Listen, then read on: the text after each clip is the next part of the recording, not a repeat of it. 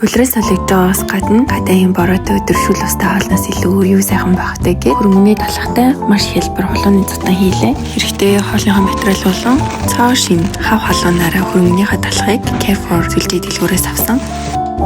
Цэцгийн тосон зүүнний сармис хулуугаа хийж хуураад дээрээс нь 1 литр дахианы шүл хийсэн.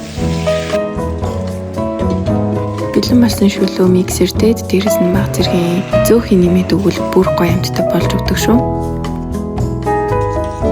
Хөрөнгөний талхыг тараг, гурил болон усны холимоор үүссэн байгалийн эсгэгчээр уламжлалт аргаар хийдэг.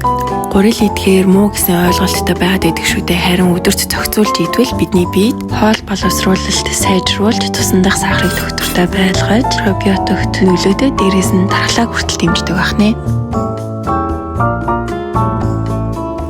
Амьд хэсэгчтэй амттай хөрөнгөнийхөө талхыг идэхийг хүсвэл Carrefour сүлжээ дэлгүүрээс өглөө бүр шинээр нь халуунаар навч хэрэглээрэй. Бичлэгийн маань үзэнд баярлалаа.